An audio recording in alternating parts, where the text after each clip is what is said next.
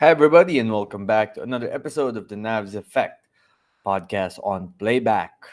Exciting episode today. We're going to have on Nico Rocha, who many of you know were part of our UAAP reaction podcast last season, someone who is a usual guest on the show. And today we'll also be joined by Simon, one of our writers at All Star Magazine, who is also an avid UAAP fan. In fact, he is here right now on the comment section. We're going to have both of those guys on the stage momentarily. Thank you for joining us on this Monday evening, whether you're watching live on playback or on YouTube. Much appreciated as always. It was a fascinating opening UAAP weekend, shall we say. Three blowout games, to be fair, so not a lot of excitement in terms of late game action, but we did get one heart stopping game as DLSU pulls out an incredible comeback win late against National University. Down seven, halfway through the fourth period, LaSalle comes back thanks to Kevin Kimbao and his MVP level heroics. That is why he's the most valuable player of the UAP, one of the best young players today in the Philippines. But there's a lot to unpack about that game, a lot to unpack about the other games, and what implications we could possibly take from opening weekend for the rest of the UAAP season. Because it seems like we're going to have quite a few surprises and impressive moments to come, at least based on the small sample size. And we don't even have many close games yet. That's still to come, but it's going to be very exciting. Thank you again to everyone spectating already. Let's invite our guys Nico and Simon on the stage to join us for this conversation about UAAP opening weekend.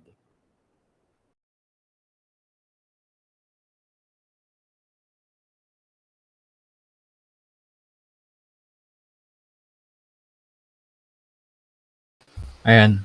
Sup, man? Am I clear? Hey Nico, what's up, bro? Am I clear? Can you hear me? Is it picking up from here?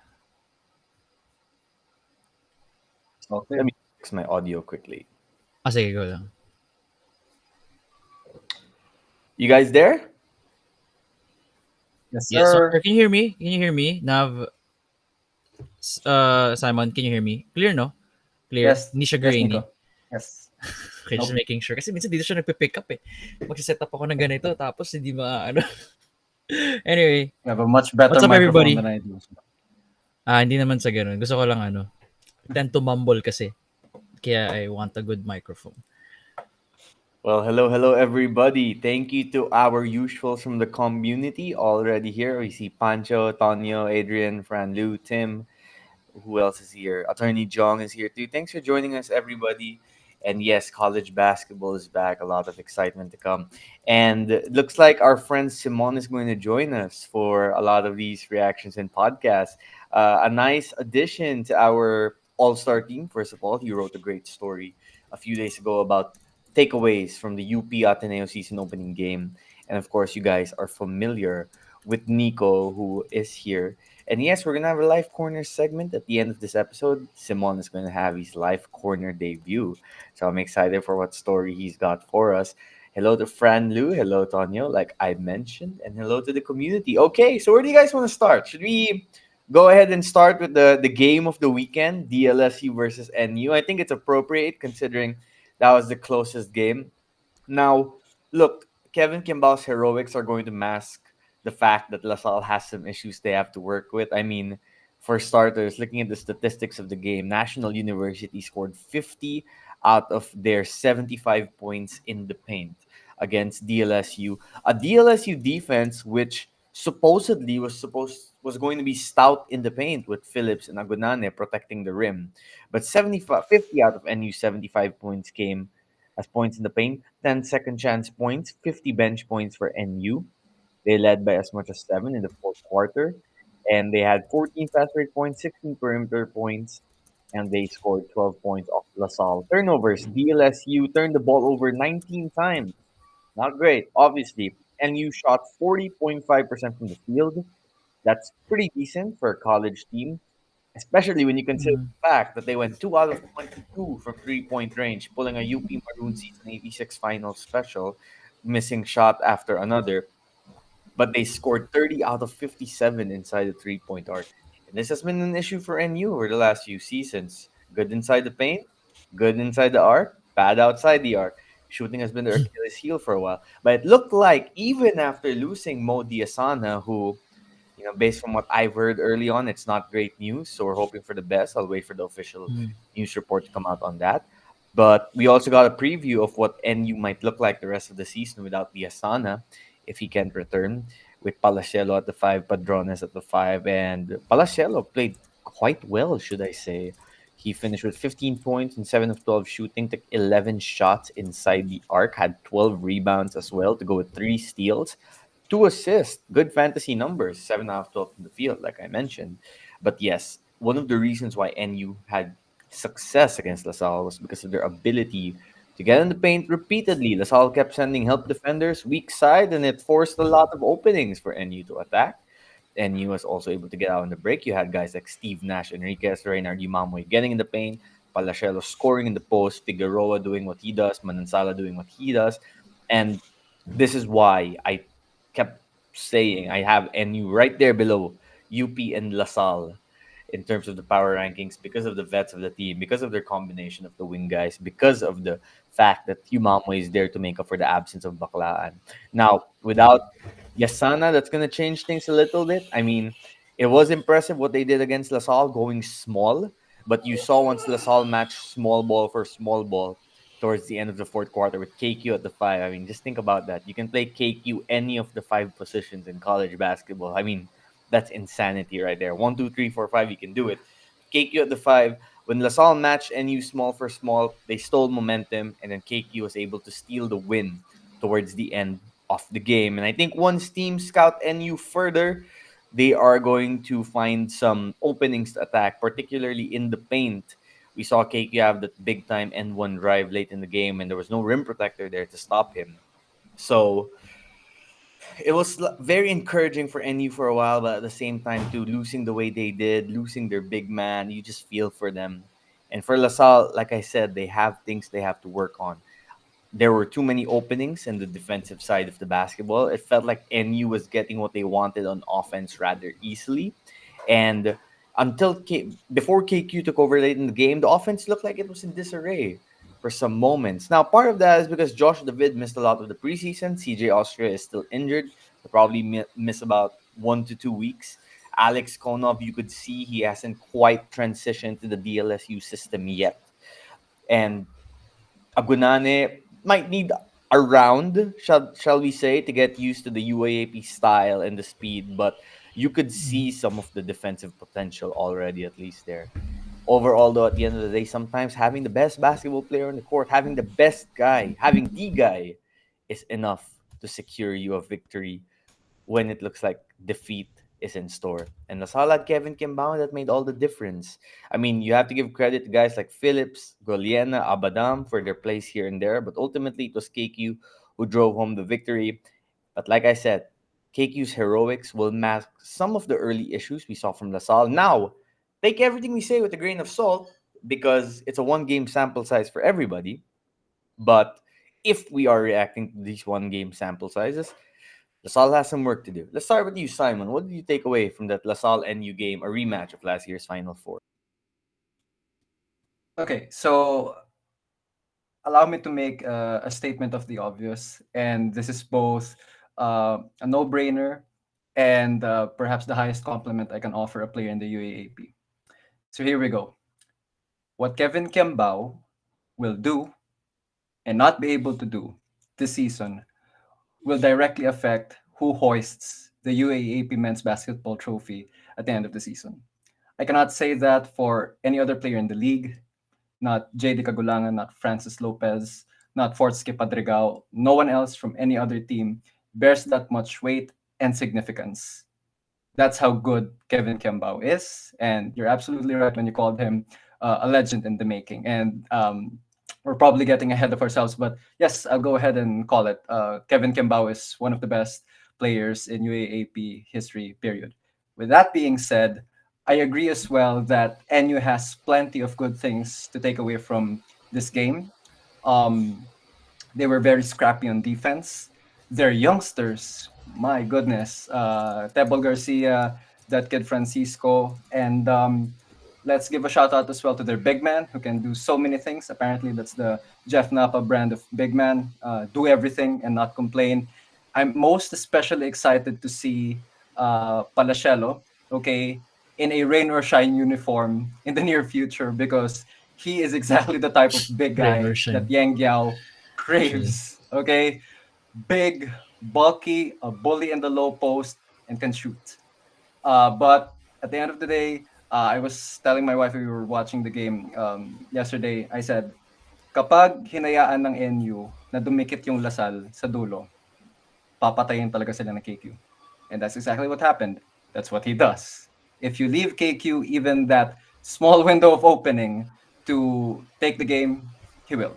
So my final thoughts would be I'm pretty sure UP and Ateneo and all other teams in the league were taking notes furiously, okay, jotting on their notepads if they're old school, taking notes of what NU was doing defensively against LaSalle, exploiting weaknesses in the front court and in the back court. But I think once LaSalle gets back those players, or once they get CJ Austria back, and once a certain AK-47 is brought out of the bench, Coach Topex, ilabas mo na siya, please. Pati ako naka-curious na kay Konob. Once LaSalle really unleashes their Super Saiyan Mode 3 or 4 perhaps, then the rest of the league will really be put on notice. Just a quick note as well on that Kevin Kimball game winner. His IQ is often underrated. Now, what do I mean by that? If you watch a replay of that final shot, the game winning shot, Mike Phillips is to his left, kind of playing a decoy role, wanting to give him eventually going to give him a screen right now. Whether or not that's an illegal screen, to me, it's a 50-50 call. It could go either way. The refs will sometimes call that, sometimes they won't. In a normal setting. Now, late in the game, with the clock running down, a few seconds left, the refs aren't gonna call that. I mean, I know a lot of people are wondering why not, but they just don't. And that's really any league in the world.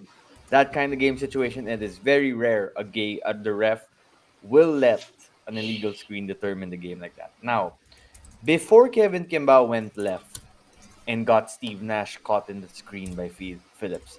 Look, you should see his right hand. He was calling for a screen from his right side. I think it was Abadam or someone who was gonna try to come and give a screen. And then suddenly he gets his defender leaning just a little bit towards Kimball's right. And because of his athleticism, his explosiveness, from working out, getting his body in tip top shape, suddenly moves left. Steve Nash, credit to him, tried his best, just ran into Mike Phillips' huge body. And that was all the time and space Kimball needed to unleash that 3-point shot. Nico, does this make LaSalle to you less of a threat to win the championship the way they played? Or because they have Kimball, you think that, they're still the favorites? Hmm. Well, they're still technically one of the favorites. It's I think we have understood that we're in the 1A 1B when it comes to a championship between UP and LaSalle. So if ever one of them wins, it's gonna be like they are expected to win, while the other will be like, oh, that's a disappointment. So that's the burden of being having a stacked squad. On another note, without Kian Baklaan sa NU, parang in a way, mas maganda yung ikot ng bola. Like, I know that Kian's amazing. I know his specialty, which is getting the ball into the hoop. But there are times last year where it stalls when it's with him. And at 5'9", 5'10", there's a lot of limitations that what you can do with a basketball with that height, no? Hindi niya kasalanan yan. And I'm just saying na with this NU iteration na nakita natin, uh, the ball movement is more crisp compared to last year. Mas maganda sila panoodin this time. And who knows, they could finally get over the hump. They could I'm just saying that their chances this year are better. Medyo hot take, but I just like the ball movement. No, I mean, the ball movement is better. I think Imamwe is a better, I wouldn't say More of a better passer facilitator. because Yeah, more of a facilitator. More I wouldn't say better facilitator. passer than Baklan because Kian makes some really good passes, but like He does. facilitating, setting the table on offense, I like Yumamoy's style. Now, it's tough because I really think NU could have played that dark horse role in terms of being a spoiler They for someone could. to make the Yeah. finals. It's just hard to imagine how they would do that without Diasana for a whole season because Diasana defensively is a force, and it sucks that he waited 2 years to play in the UAAP, and then if this injury is serious and he misses the whole season, he'll end up having played like what, 5 minutes, and I'm not even sure if he'll be the FSA next season because Colin Sakowe, that monster from NU's high school program, who's a man amongst boys right now, is entering the It's college Collins ranks, ako. right? But this also large scheme makes me remember that I wish the UAAP would allow one reserved FSA spot. Because once your FSA goes down, gets injured, we saw Wala this na. with Faya last season at UST, you're in trouble. And again, credit to NU for playing so well without an FSA. But we see, especially in these off-season tournaments, when the NCAA and UAP teams go head-to-head, that no FSA long term is just hard. It's hard to win without an FSA. So I hope that I'm not sure if it will happen. Probably not, if I had to guess. But I hope that the UAP would allow like a reserve FSA spot for NU. Maybe we can get Omar John back because I know he's eligible for one more season. Pero bawal mo And ano yung rules, 'di ba? Parang the fact na bawal eh, nag-start yeah. na yung season, bawal mo bawiin na, "O That's the sige, bawiin thing. muna That's natin, the ha." thing exactly. But maybe, Yeah, but okay. maybe this will bring up the conversation about whether or not that should be allowed to change things, right? Okay, so we've talked about some of the issues of LaSalle.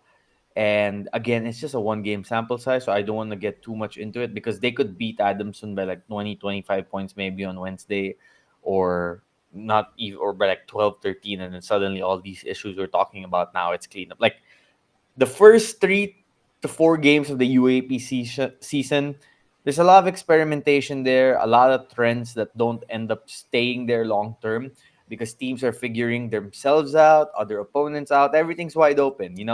Charles Barkley once had a famous quote, right, in the NBA. Early in the season, teams don't know they suck yet.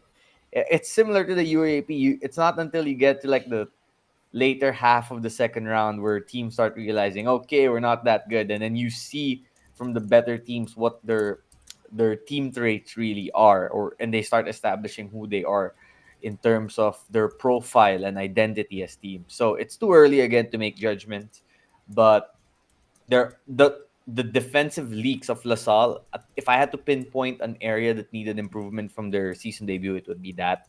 And in terms of NU, a lot to like. Maybe they will surprise teams by going small. I think they're still gonna win a good amount of games, even if Diasana won't be around. If Diasana will not be able to play again, if because there's no confirmation yet.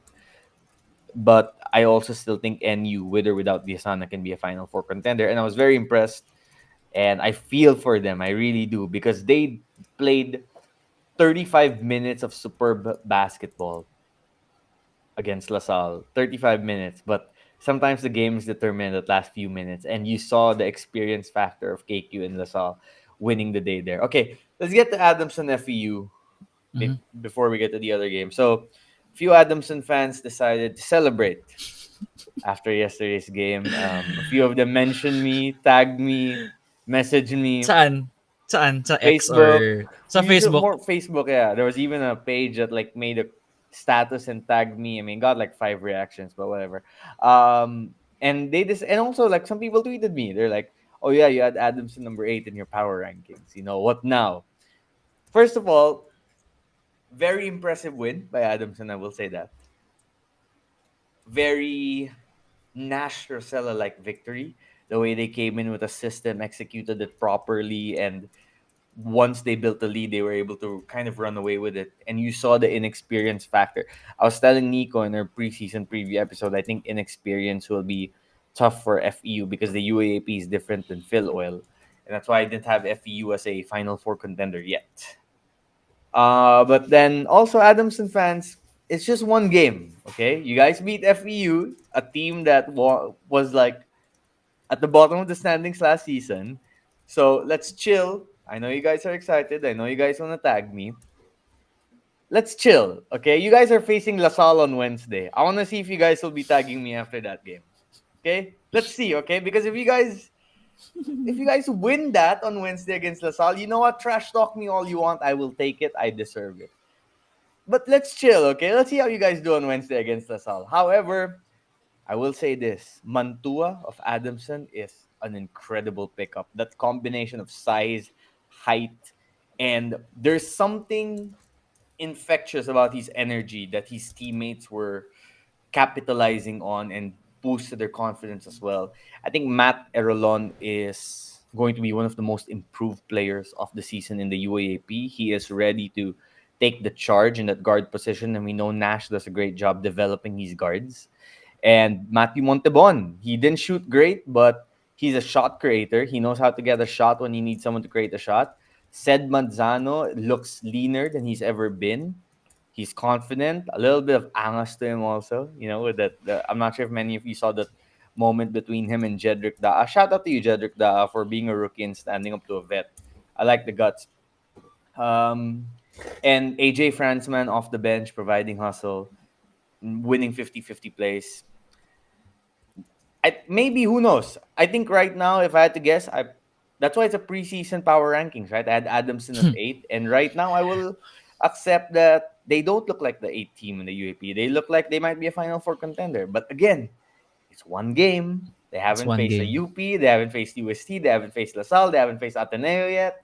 They haven't even faced NU yet too. So let's see, okay? But you guys have the right to be happy after yesterday's game because that was an impressive win. Nico, what did you think of the way Adamson played?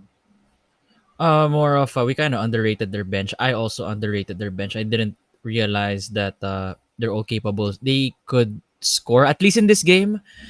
We're just doing this based off this game because it could differ with a different kind of defense from UP with LaSalle. Yun yung mga ultimate litmus test on where you are as a team. But FEU is actually um a good placement test as well kasi I had FEU in the Final Four, man. Tapos natalo sila sa Adamson by 12. And I remember Adamson natalo by double digits sa FEU nung mga summer leagues. I'm not sure kung sa Phil Oil ba yun or somewhere, but they lost big time to FEU. So this was a big surprise. And it just the right people catching fire at the right time. No? That's Royce Mantua, Matthew Montebon, Erolon. So sila yung, actually there's only 5 guys that scored from the bench. So parang ano sila, it's a 9 people scoring out of 15, 16. So can those 9 replicate the same thing, or are we gonna see somebody new in the next game? But it's nice to see, especially their shooting. Actually, pwede na yung shooting nila. It's not that good, pero I think I'm talking about the 3-point line. They made 29.7% from the field. 29.7. They made 7 threes though. 7 out of 30 from 23%. deep. Yeah. 1 FEU for was 1 out 21 of yung FEU. 21. Yeah, Mm-mm. and 20 out of 73 from the field. Mm-mm. Yeah, FEU was shooting bricks, man. They were. Hey, Nico, I heard that in FEU's next game, the next postcard that Coach Sean is gonna have held up like that is actually your face on it. They have a play called the Nico Rocha. Anong play? Anong play? Ay, di ako, hindi pa ako kilala ni Coach Sean. I haven't introduced myself yet to him. Baka pag nagpakilala na ako, kung ano mang play yun. Pero I saw him walking with his son nung first day. They were Yeah. going around, they were saying hi to people, and he's very, what do you call this? Very sociable guy. Actually, most Americans are. They're very like, how are you? How are you? Yung ano nila, is kinakaway nila lahat eh. Yun yung napansin ko kay Coach Sean. And based from his demeanor, very, madali lapitan. And actually, back to Baby Boy Manzano. He's not a baby boy anymore. I agree what the comment's saying here. He's really chiseled. Had 10 rebounds, 3 steals. They didn't have to rely much on him inside the paint. Kasi pasok mga tira nila sa labas or more of at least outside the paint. Middies and few 3-pointers. But I'm wrong with Adamson as well. Not just you, Nav. Nice to know. I'm also Well, wrong. Oo. Well, hopefully the So far, Adamson after this one ho- game, after this one game. hopefully the Adamson classmates start messaging you also. And when they message me on Wednesday, I'll just be like, "Hey, here's Nico Rocha's account. Message you na lang siya." Message Um, nyo rin siya. okay, Pero Simon, nag-sorry ako, may apology ako. May apology ka rin why? ba? For what? To where? To Hindi, who? ito kaka-apologize ko lang. No, just right now. Di ba, I just apologize right now. Like, Oh, after what? Yeah, I'm not talking about like I just apologize so right now in why? this. Why? They beat FEU. I know you But I have don't FEU in my disrespect. Final Four. So Okay, parang, maybe you okay. should apologize to the people for putting That's FEU in your final four an early instead. apology. But it, but yeah, it's Listen, fun. Ito Adamson yung gusto ko fans sa is UAAP chill, Hindi siya okay? predictable eh. Ito yung maganda sa UAAP. Hindi siya I don't want predictable to talaga. start like a beef with Adamson fans that will last the whole season because Ako especially wala. during the Wala ako beef. Jerome years, I loved doing content and they seem to love it too, the Adamson stuff. So Oh. friends tayo guys, okay? I'm just saying, chillax with the tagging and whatnot until you guys beat the final four contenders. Simon, let's move to FEU. What went wrong for them in this Okay. game? Okay. Um, FEU got pounded on the boards. Adamson beat them 56 to 43. Ojarikre is basically a beast down low. So I think Adamson, sorry, your question was about FEU, but I'll make a quick analogy about Adamson, which will probably suck. Okay. Adamson is the type of restaurant that basically got one set of ingredients, limited set of ingredients from just one supplier. They looked around their kitchen, they saw na ito lang talaga yung pwede nilang iluto, which is pasta. Pero sabi nila, pasta lang yung masaserve natin, pero sasarapan namin tong pasta na isaserve namin, said Coach Nash Rosella. This team knows that they don't really have an edge in terms of talent. Many other schools have more stacked rosters than them. So they know that their strength primarily lies in outside shooting. So sabi nila, dito tayo magaling, dito tayo mag-develop, dito natin talunin yung ibang teams. So kung matalo, edi talo. But at least we live and die by the sword. And we saw that. For the love of God, I don't know how FEU goes 1 out of 21. Sorry, shout out Tamaraos fans. But this is clearly something that Coach Sean and Coach Denok will clean up. I'm not sure if they went to sleep immediately after, siguro mga several hours after that game. Baka pinag-practice sila beyond the arc. But FEU is a team that I have just under the Final Four. I think eventually they'll be locked in a fist fight with NU for that fourth and final spot in the Final Four. But I have NU and their veteran experience making it to the Final Four. Okay, but FEU is a team that we need to watch out for next year. Okay, give Coach Sean time to cook.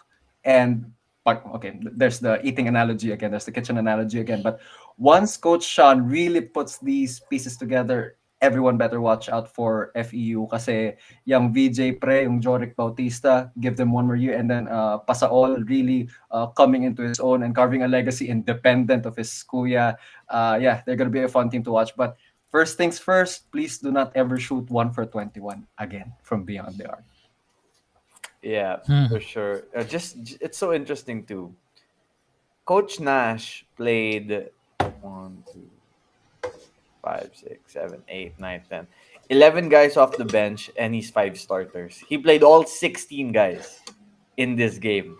Adamson is low key deep because they have a system where people, even those who didn't do great the last game, can help out. FEU, for reference, played a total of 10 guys in this game. So Coach Sean Chambers is showing that, at least for now, he is trusting a shorter rotation. I think from all teams this weekend, they were the ones who played with the shortest rotation.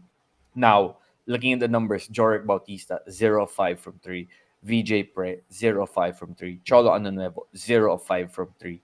Three of your best shooters, or at least, for Pre and Bautista's case, 0 of 10 combined. And then you add Anonuevo taking 9 total shots from the field, 5 of them 3-point shots.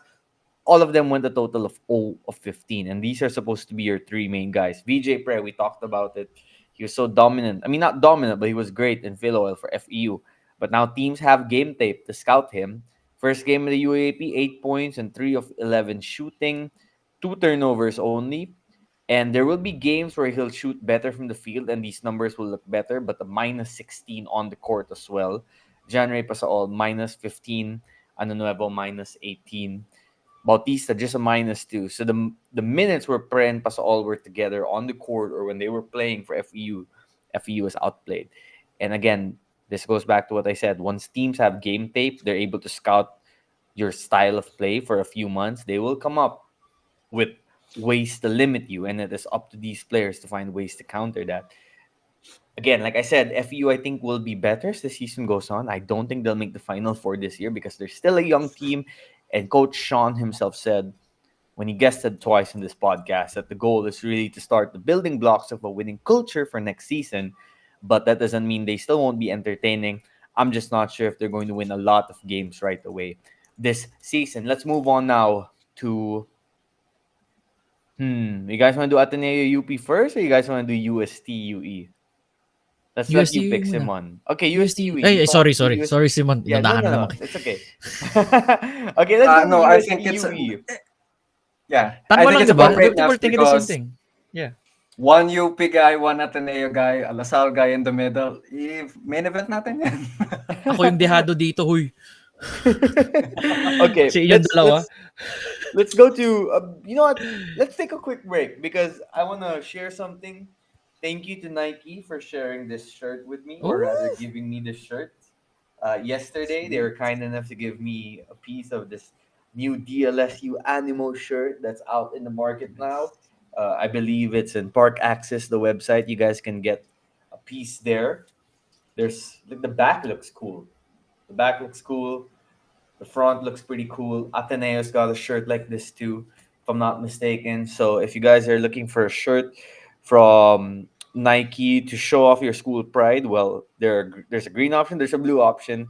You can't go wrong with either. Whether or not you're from those schools, just get the shirt. Why not? And support great basketball. But also, don't forget about Varsity Lifestyle, the official merchandising brand of the UAAP. For any school gear that you want, shirt, jacket, scarf, anything you can think of, they got you. Oh, okay, yes, Nico. I know. Jordan kayo. Yeah, I know that, okay? But still, okay? It's under the same umbrella. Let's just put it that way. Awesome shirts Kala ko again. ako I'm eh. just gonna Laro. say that. Kala No, ko sabi ah. let's go now to UST versus UE. And this was the game I was most interested to watch yesterday. Just so happens I arrived kind of late. I usually like to arrive at the arena early, like 30 minutes an hour before the game. But because I had a wholesome Saturday night, I ended up getting to the arena just as the game was about to start. I thought this game would be closer than it was. I had the feeling UST was going to win because of the talent and the fact that the team has been together for a while now. But the way they dominated UE early on, Tongkara turning Precious Momoe into barbecue chicken a few times, Paranada Padrigao running the offense. Nick Cabanero at one point had a single point for the game in the first half, and his team was up by 10. When was the last time we said that? Nick Cabanero only had 1 point, and UST was up by 10. And then you just look at this UST team. They're so deep. So damn deep. Manaytay, 10 points in 15 minutes. Lemit, 9 points in 21 minutes. Pangilinan, Paranada, Robinson contributing, Asido also scoring. Zayn Mahmoud couldn't even get in the game till the final minute. Estacio only played 7 minutes. Laura only played less than a minute. And still, UST won rather convincingly. Lane only played 9 minutes, scored 2 points. Cabanero had 14, Tungkara had 13, Padragao 5 points, 6 rebounds, 7 assists. Coach Tab Baldwin yesterday, I saw him. He was scouting, doing what Coach Tab does. They're facing UST on Wednesday. I asked Coach Tab, UST looks good, don't they? He said, yeah. Fortsky knows how to control the game. And Coach Tab told me, I think Fortsky is the best point guard in the UAAP. Coach Tab Baldwin said that. And you know what? Fortsky Padrigao has a case. Now, I know Simon and the fellow UP fans will Yeah. debate its kagulangan. And right now, I would still put kagulangan over Fortsky, my personal take. But Fortsky's not far behind. Let's not forget. Fortsky kind of outplayed Kagulangan in that season 85 finals. He did. He did. He did. Season No 85. one wants to It's mention 2 that, years but ago. Fortsky outplayed JD. I mean, and JD wasn't 100% healthy, if we're being real. Yes. But Fortsky outplayed JD in that final series. And Ateneo won that final series. Now, I don't And want to the turn this runner-up into for a MVP.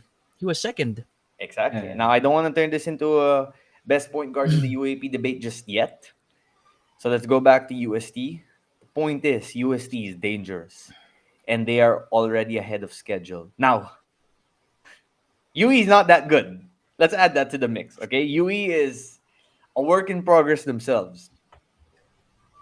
But right now, especially after Diasana's injury, I have UST as the third best team in the UAAP. Simon, am I crazy? That's exactly where I put them in the final four, even before Diasana's injury. Now, if I were the fine writers of the Varsitarian, I would run one entire feature on just one topic, Mo Tungkara and his left hand. Okay? The last big guy that I saw really trying to use the left very deftly was, aside from those natural lefties, was Gani Stevens over the preseason. So what Gani would do would be to absorb the contact on his right side, on his right shoulder, to make sure that the defender doesn't catch the ball. Okay, and then he goes up strong, finishes, and more often than not, the ref blows the whistle, and he's still able to finish the basket with his left hand. Tonkara does it with even more finesse. Okay, he goes up really, really high. He jumps really high. He's very athletic. Okay, and that left hand finish is just so natural. So combine that with Fortski's passing prowess. Okay, his ball handling and playmaking IQ and his IQ, whichever angle Fortsky uses to dish the ball to Tunkara, whether it's a high-low or whether it's an outlet pass from a fast break, Tunkara has great hands. He runs the floor well. He catches it, and whether it's a secondary break, it's a fast break, or whether they have to slow the pace down, he always finds a way to get into that paint. He did it against not a scrub. He did it against Precious Momoway, for crying out loud. But yeah, there are many, many more barbecue chickens, barbecue chicken dishes that Tunkara's gonna serve with his left hand as the season progresses. I like how Simon just went on a whole tangent there about Motong Kara's left hand. That's why All Stars lucky to have you, man. You know how to break the game down. Thank you. Appreciate you for that breakdown. Nico, were you surprised by how good UST was? Because you and I have been warning people about UST for the last few months. I mean, we've been telling, well, at least I have in our podcast together. You kind of was like, nah, I still think I have Ateneo over UST, at least at the beginning. But now I think, Oy, hindi ah. I never said yeah, Ateneo over UST. dude, we Hindi ah. recorded in March. In March. That was March. That was before That's all why I said at before the beginning. before shit ano ba yun? Before shit hit the fan. That was March. That was March, The receipts September are na. coming out. April, May, Yeah, June, that's July. it. Oh. But I have okay, TikTok videos hyping up UST. Tapos I have people telling me na I'm delusional for having them at oh my number God, 3. turn. I have it here. I have a video on TikTok. So, and that I made that nung June, July. I made it June, July. Nabubuhay siya ulit ngayon actually. Kasi para people are like, shit, lakas pala UST. Ganun yung mga Yo, comment na biglang na speaking of TikTok and content, that game winner Yeah. of sorry to make this Kiambao, but just a Go quick ahead, man. tangent Go there. ahead. That Kiambao game winner I posted across 4 social platforms, 2 million views, bro. Just goes to show that, Unreal. and that's not me, guys. Actually, That's nauna Kevin ka. Kiambao. Hindi, nauna ka eh. Nauna ka rin. Tapos yung view mo Tumakbo. kasi, point of view eh. Hindi siya yung screen record mo. Nandun ka eh. Yeah. Kaya siguro I took the maganda. video when I saw the game was over. I didn't wait for the singing of the alma mater hymn. I ran to the media room like, give me Tumapat the ka. Wi-Fi, posting this. By the Okay way, na. can we get Globe's data to work in the Smart Araneta Coliseum? I know it That's doesn't make like sense. that's like because- saying na let's bring in some KFC food to McDo. Pero they're not gonna do that. Like, pero gets kita. I'm also Globe. Pero sasabi kita na that's like bringing KFC to McDo. Shout out by the way, KFC. I it's love not KFC. like it doesn't work at all, but when the arena is even like 1/3 full, hi JP, thanks for joining the stream. What's up, It JP? stops working. It stops. Come on, man. I mean, Most. we get it. It's a Smart Araneta Coliseum, but we need data, okay? Anyway, like, what if we have a Where are we? DQ emergency and we need our friend? Yeah, where were we? Let's get back to it. Anyway, I was with UST, man. Let me UST finish my UST spiel. So, is I've had UST them. 3 Ay, for go you? ahead. Yeah, it's UST 3 for you, Nico. Yeah, there are three, diba? My final four was UP Lasal, interchangeable, 1-2. Could happen anytime. 3 UST, 4 FEU. Yun yung ano ko. That was my final ranking before the season began. Nung episode natin, was it with Boleros? Diba it was with Boleros? That's why, hindi ako na-surprise.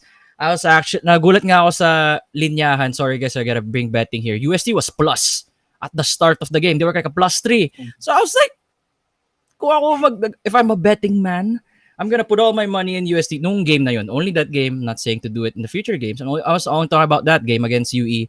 And they're good as they're good as advertised. Ganda ng ikot ng bola. They had 24 assists. For context, they averaged 12 per game last season. They doubled that in their first game. Granted, this is UE, but I'm guessing maybe their totals could settle down in the 18 to 21 range. That is 6-7 assists better. That could convert to 12 to 18 points more than their totals from last year. And from their stats last season, they were 37% from the field goal range. I feel like they could reach 43, 44 this year. It's just gonna go up. And ang ganda na, they just know how to play, man. Like, parang alam mo yung they know their roles. Ganun yung UST. And wala nang, eto Nick Cabanero shot poorly here, but it was within the flow of the game. Hindi siya yung, I'm just gonna finish 10 seconds here. It's just within the flow. Okay lang, he's missing his shots, but it's it's by design. Na umabot kay Nick yung bola. And it's just better to see UST this year. And credits to Coach Juno and Coach Pido for working hand in hand and all the assistant coaches right now in the Growling Tigers there. Yeah, that's what's crazy. Nick Cabanero, 4 out of 14 from the field. Fortsky Padergao, 2 out of 10. Kyle Paranada, 1 out of 4. So, three of your key guys went a combined, let's see if the maths here, 7 out of 28 from the field. And you still won the game by 15 points. Sorry. Diba? Look, Diba? Ganun. Christian Manaytay in the post is so fun to watch. When he gets that ball in the low block and he's like, I'm about to turn someone into barbecue chicken, it's like, oh, here we go. Meron siyang photo na kumakain siya ng ganyan, na-capture ng God. photographer from UAAP Media kung sino ka man, ang galing mo. Ang galing. And that's exactly what UST did to UE. Kinain talaga, The game on Wednesday is gonna be big. Because I don't think people realize how good UST is yet. And they're only going to start really taking them seriously once UST beats contender. Ateneo. I'm sorry, I don't have Ateneo as a championship contender, but I think Ateneo is a Final Four contender. Although they will be Final Four contenders, perfect, yeah. For this game. Talk about the year from hell for Ateneo. I mean, like, ever since Jared Bahay joined Ateneo, it's like things have just gone downhill. Like, guys leaving. Now Chris Kuhn gets injured 1/2 into the first game of the season. And, man, it's almost like, again, this is not serious reporting, okay? Like, now, whether or not you believe in superstitions, but we do say the UAAP works in cycles. You're up for a while, then you're down. And Ateneo, when they were up, it was good. It was flawless. And now you're seeing the other side of that, the challenging developmental side of that. Am I saying Ateneo is out? Not to make this an Ateneo topic again. I'm not saying Ateneo is out of the Final Four race yet. I think they can because CK is going to come back. But this game against UST is an avenue for UST, especially if they win big, to make a bit of an announcement na, hey, we're here. We're back, and we're here. It won't have the same gravitas as beating La Salle or UP because those two teams are the main contenders this season for the title. But to still beat Ateneo. And I think I saw a crazy stat that UST hasn't won against Ateneo since, when was that? 2015, was it? It's been a while, right? Yes, 2015. It's been 9 years since UST, the Kevin Ferrer season with Bong de la Cruz. So for UST to do that, if they beat Ateneo, they end the losing streak, and then they announce that we're ready to take on anyone. Wednesday has the potential to be a coming out party of them for sorts. Now, quick thoughts on UE. They'll be fun to watch some games, especially the games they hit a bunch of 3-pointers. But they don't have enough penetration in my opinion. I like seeing Jack Cruz Dumont play the point guard, but I still think that their actual best classic point guard, which is Nico Muling Tapang, is still too young. He's a rookie. He will have some growing pains. Gerard Wilson had a decent game, but he had one assist, did do a good job setting teammates out. He was more of a scorer. I think UE will be better than what they showed. They got off to a really bad start, and that just became contagious. But I don't think UE is a Final Four contender this season. Remogat really carried them a lot last season, and I feel like there are gonna be quite a few games this season where we see the absence of a star quality player like that, a bailout option like Remogat is really gonna affect them. All right, let's go to the last game we haven't discussed yet, the UP Ateneo game. So Nico, do you want to go first? Come on, main reactions. What do you think about UP's win against Ateneo? It's expected. It was to be expected. I'm more shocked that Ateneo was able to keep it close till the middle of the fourth quarter. I think 3-4 minutes into the middle of the fourth quarter, and then they just lost steam. And it's well expected na wala si Balogun. I'm not saying that Balogun's that big of an impact in that game. I'm just saying na what happened during those times, no. Chris Kuhn, I think second half ba na injured si Chris Kuhn or first half? Basta hindi siya Parang support. first Alam half ko, ata eh. parang first half pa lang, di ba? First quarter. Yeah, first half. First So quarter, yeah. I didn't expect Ateneo to be down 7 at one point. Parang 58-51 ata yun or something. It was something like that yung score. And then what I'm happy about, at least, like, let's talk about the positives. J House, 13 points, 5 rebounds, 4 assists. He was taking the shots, man. Like, this is a rookie, pero he was second in field goal attempts, which is, he has the green light. No one's shaking their head whenever he shoots it. They're kind of giving it to him. They see, like, there's 4 seconds. They look for J House. And I'm like, no rookie has had a production like this, or at least this kind of expectation since Kiefer. Na rookie pa lang, ang dami nang nag-expect na you gotta create this early. But Kiefer had Greg Slaughter, Nico Salva, all those guys before. J House has Josh Lazaro, Chris Kuhn. It's not the same kind of players compared to what Kiefer had. But since I mentioned Josh Lazaro as well, 11 points, 11 rebounds, the hustle will always be there. I think this is the first time that Lazaro has, well, it's only been one game, but I'm guessing that he's gonna play more than 20 minutes per game from now on. Lazaro used to be like a 10 to 12 minute kind of guy, just a specialist, a rebounder before, but now you're gonna expect him to shoot those short stabs from the side. Mga mid-range jumpers if it's not him getting the offensive board and doing the putbacks. But overall, if I would grade this game for Ateneo, it's like a B. Pwede na, because it's a B, C plus B. Pwede na. It's because it's fixable. Yung mga issues sila are fixable. Like yung free throws, diba? 3 for 10. I mean, this is Sean Tuano, sorry. Ateneo was, what do you call this? They were 19 for 40. That's fixable. Diba? That's fixable. Maayos yan. 47.5, I don't think that's not gonna be the average, right? Hopefully, that's not gonna be the average.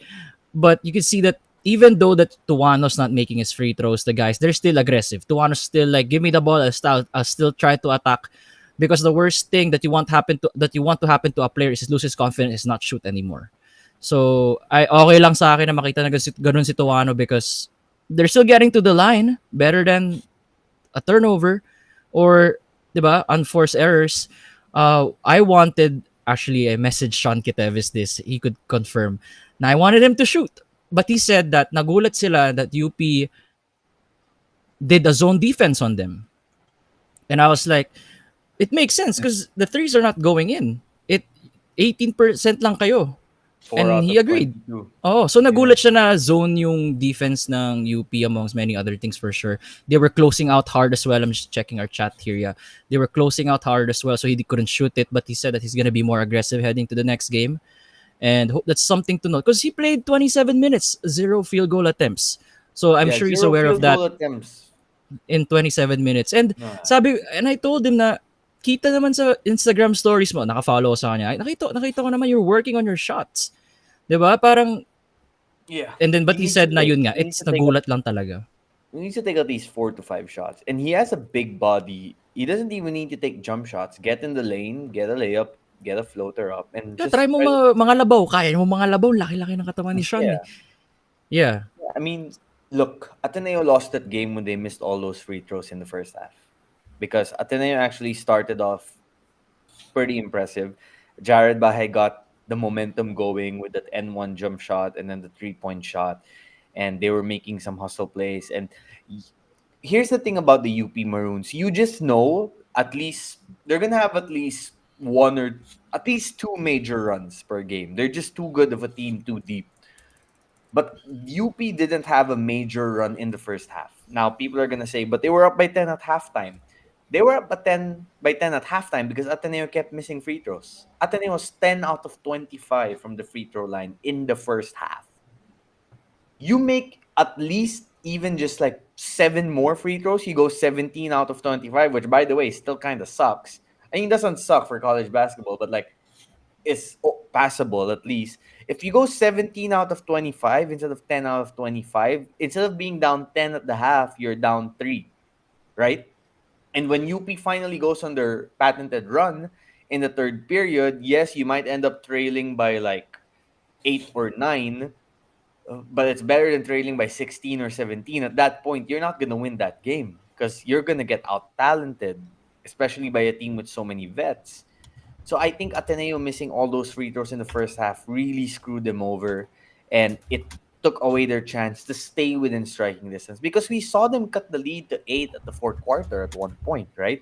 Now Yeah, again, it's a 7-8 parang math ganun. game. If they make even just like 5 or 6 more free throws instead of an 8-point game, that's what, a 3-point game, a 4-point game, and suddenly the game is tighter. And when the game is tighter, more often than not, it ends up being a close game down the stretch. We saw it with LaSalle versus NU. That's what happened. NU was outplaying LaSalle, but because LaSalle stayed within striking distance, at the end of the game, they had the chance to tie it and then win it. That's what they did. And I feel like if Ateneo just converted the free throws, they could have stayed within striking distance. They wouldn't have been blown out, and it would have been a at least a more competitive game down the stretch. If I This may has been add, a yeah. Sorry, Nicole. Just sorry one thing, Nav. then I'll let you go. Go ahead, finish that. Yeah. This has been a problem for the past few years now. Ateneo has been bad from the free throw line for the last few years now. What's going on there? What do you think, Nico?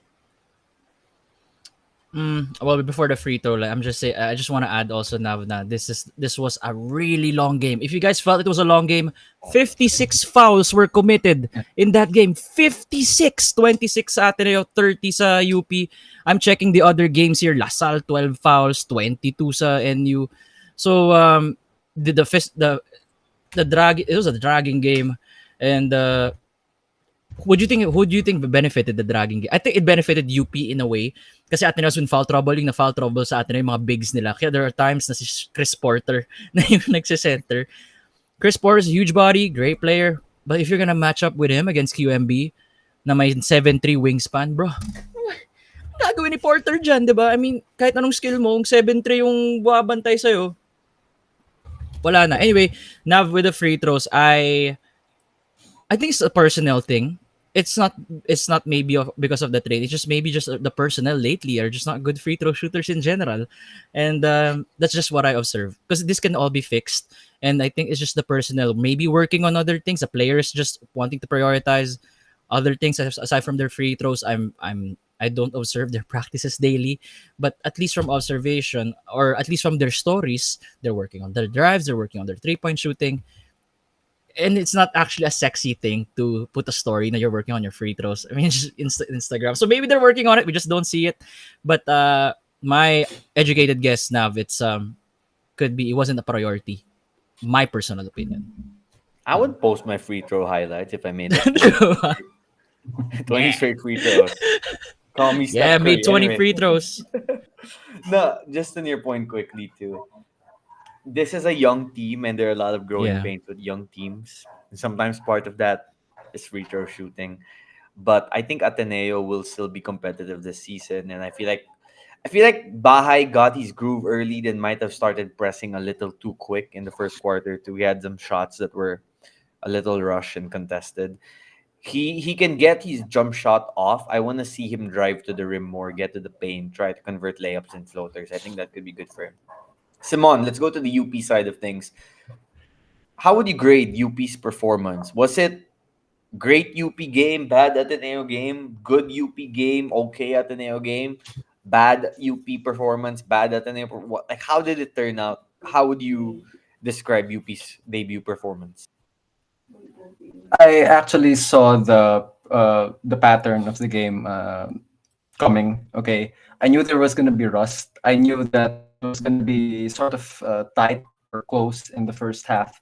So it's not surprising that there's not that much distance in the first half, or by the time the halftime buzzer sounded, just 10 points separating the two teams, because not only was there rust on the part of the Fighting Maroons, but pinipilit nila against the zone, man. I mean, uh, I watched their off-season tournaments all the way up until yung Taiwan last week, and talagang supposedly automatic na yun. They position one guy dun sa dunker spot, they position another guy dun sa bandang free throw line, which is basically the whole of the 2-3 zone, right?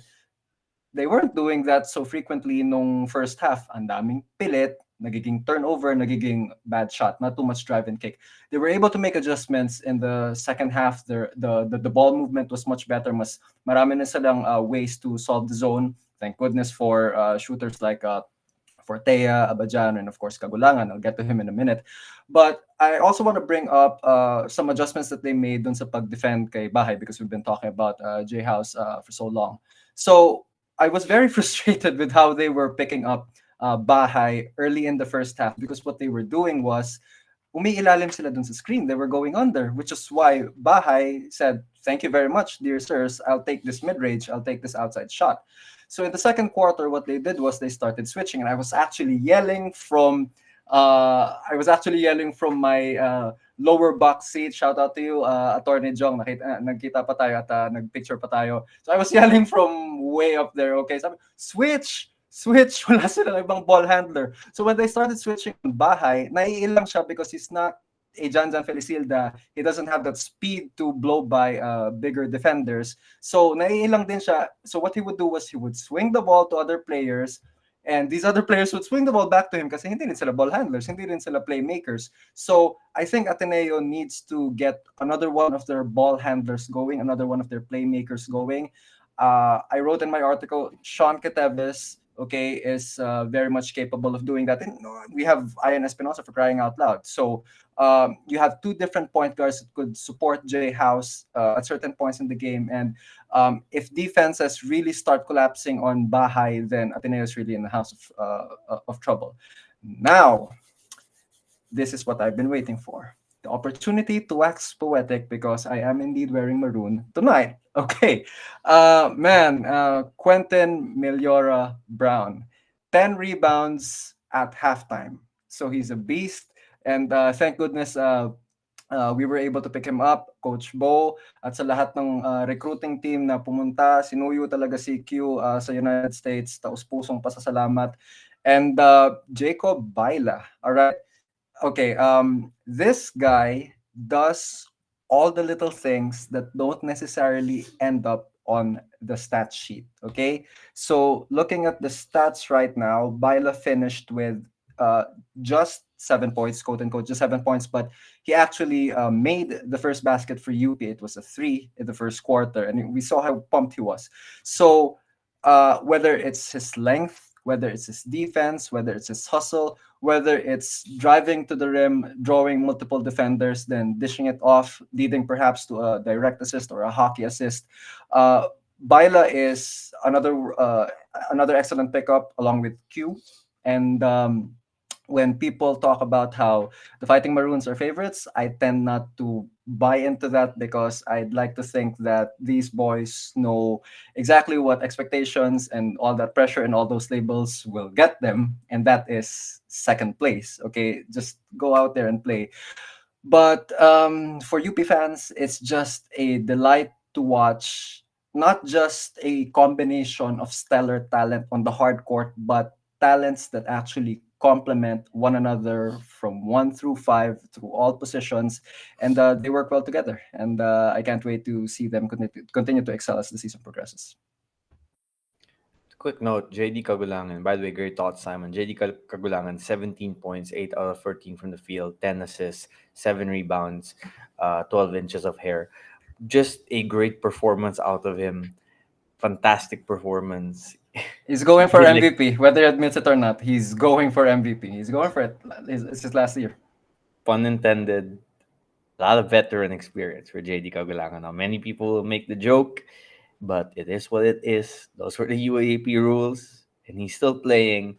And you just see that IQ wise, physicality wise, with his body, pacing, speed, everything, he is just a level above so many other players. He will be a level above every point guard he faces, except Fortsky Padragao, probably, just Yeah. because I think Fortsky is a smart player as well.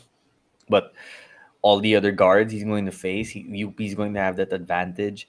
He's scoring more consistently now too. His jump shot, which looked great in season 84, but kind of disappeared in 85 and 86, seems like it's consistent again. He's driving to the rim. He's using floaters. He's not overpassing when the defense is giving him the option to shoot. He's taking it. And I just think his efficiency is at its best. And when he's playing as efficient and as good as he did on opening day, UP is going to be very hard to beat because that team, they have so many weapons, but JD Cagulangan is the one who really organizes everything and finds a way to make it all work somehow. And this UP team is so deep. We haven't even talked about QMB or Jacob Bela having a great, not a great, but a solid debut game. QMB with 17 rebounds. Francis Lopez, 14 points on 3 shot attempts. That's crazy. 14 points, 3 shot attempts, 8 out of 13 from the free throw line. Didn't take a 3-pointer. And that was low key impressive to me. UP took 59 field goal attempts. Only 15 out of those field goal attempts were 3-point shots. Maybe did they learn their lesson from all the missed shots in the finals last season? Would that be a stretch to think so? As Kobe would say, a Bikram yoga stretch? Maybe.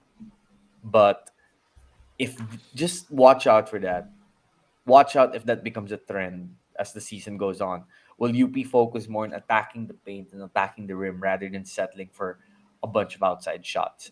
Because it seemed that way a lot. Now, maybe part of that was because Ateneo was just really small as well. So you're taking advantage of what the defense's makeup is.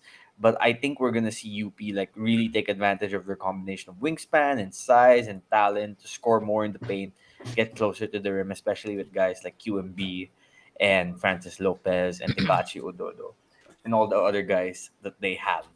Overall, I think safe to say UP was the most impressive team of opening weekend. And JP Manahan calls them the favorites for a reason, right? That favorites label is there for a reason. It's not a joke though. And Tama, it's it's legit. not a joke. You can see like 1 to 16 they're deep. You think, okay, the bench is gonna come in. Maybe now the other team can take advantage. Nope. Their bench is as good as a starting five. Their third unit sometimes looks as good as a starting five. That is the UP Fighting Maroons of 2024. Wow, 1 hour went by just like that. We haven't even gotten to the live corner yet. So let's get to that before we end this podcast. Okay, Nico, you start first. What's your live corner segment? Ano bang life By the corner ko way, ngayon? this live corner is presented to you by no one. So if you want to sponsor our live corner segments, reach out to me. Go on. Parang inside the NBA. Bang life DJ corner ko. Speedo, Oh, yeah. star of the night. So I'm going to Singapore, September 11 to 16 for this FIBA Youth Leadership Program. Wow. So I'm gonna be Congratulations. with Bel Gregorio. So we're gonna represent the Philippines. Kasi Asia, it's an Asian program for FIBA youth leaders dito sa Asia. Tapos whatever plans we make up there or implement or whatever ideas we get from that program, we're gonna help out the SBP with regards to um, developing basketball here in the country. So parang ganun, to put it in a nutshell, what the purpose of that program is. So always dream to be part of the SBP. I'm not saying I'm part of the SBP yet, but if they do offer me something there, it'll be great because my heart has always been with basketball, and I think getting included here to the FIBA leadership program is an honor. It's gonna be fun. I saw the schedule already. We're gonna be there as well for the Hall of Fame ceremony sa Singapore. They're gonna be nandun sina Peja, Reggie Miller, so we're gonna be there. We're gonna meet them, and yeah, it's gonna be exciting. That's amazing. You deserve it, Nico. I'm very happy for you, and I Thanks, hope it's an thank you. amazing First time ko rin sa experience. Singapore. I've never been there, so I don't know what to expect. You're gonna enjoy it. I mean, I've only been there once, but you're Beautiful. gonna enjoy it because of the FIBA event going on. And FIBA kudos to event, eh. you for going after that and getting that. Gonna be awesome to hear about your experience. Simon, you go next. What's your life corner segment? Okay, just a quick start. Okay, first, shout out to my beautiful wife, Christine. Of course, I have to get in there. Okay. So this story involves her. Okay. So a couple of days ago, we were spending time with our two kids. Okay. And by the way, to all prospective parents out there, from 0 to 2 years old, maybe even 3 years old, no screen time because that is bad. It does more harm than good. Anyway, so hindi namin hawak yung gadgets namin, not even turned on the TV. We were just playing with them. So while they were preoccupied with their toys for one moment, so medyo nakaw ako ng tingin sa phone ko. And I froze in my tracks. Now, my wife, who tends to be very annoyed by my theatrics, says, "What's going on?" And I said, "OMG." So she said, "Ano nga?" Because I saw on my phone, Renan B. Dalisay wants to send you a message request.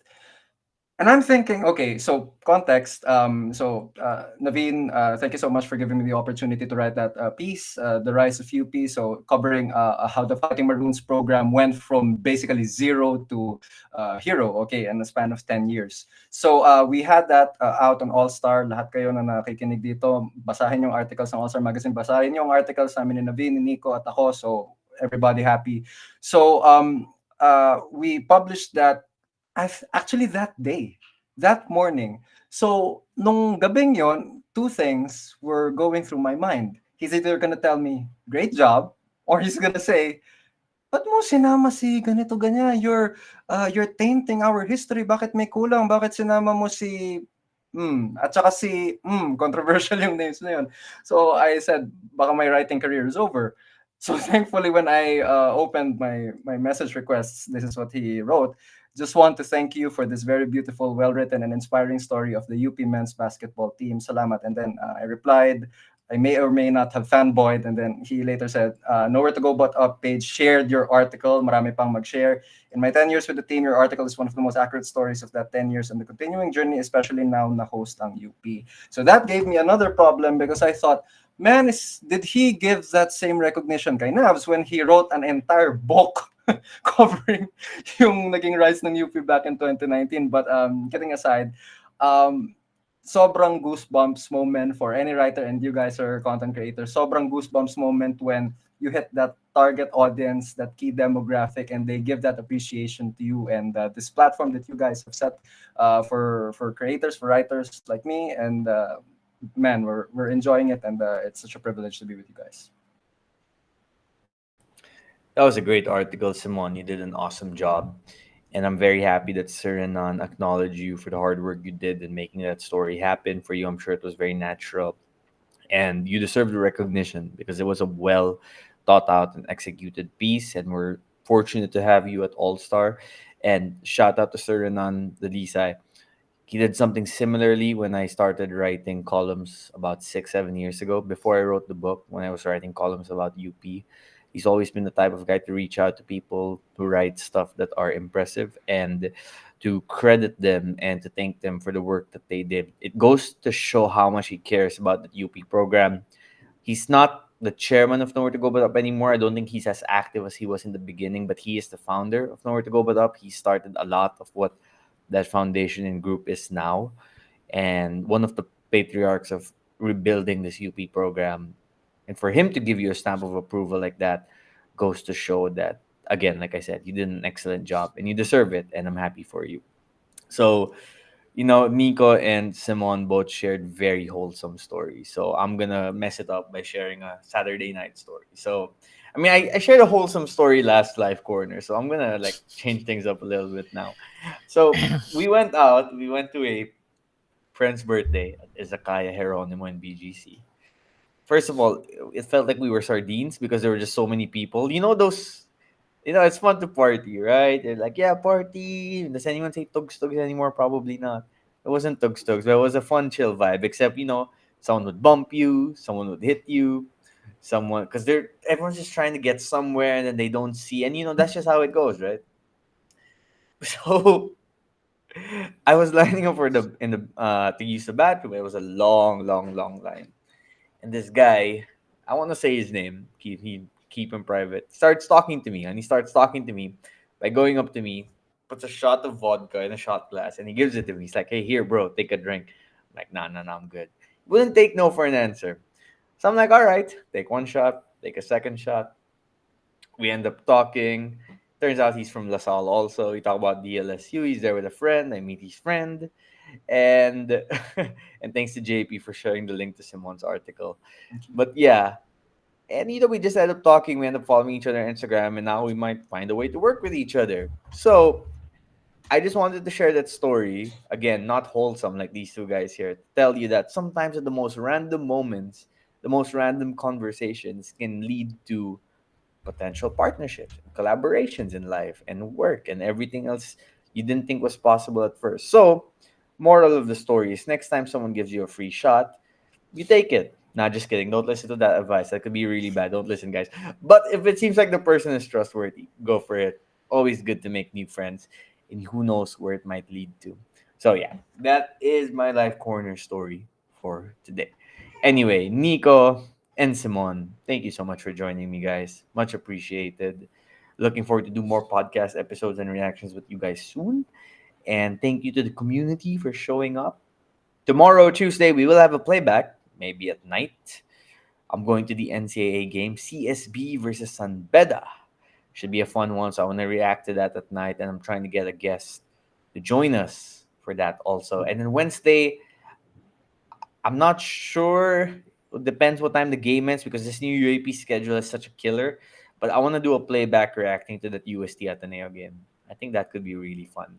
So let's see if that happens. Thank you, Enzo. Thank you to everyone who tuned in. Thank you, JP. Thank you, Attorney Jong. Thanks to everyone watching on YouTube as well and on playback. Much appreciated. See you all next time. God bless. See you guys.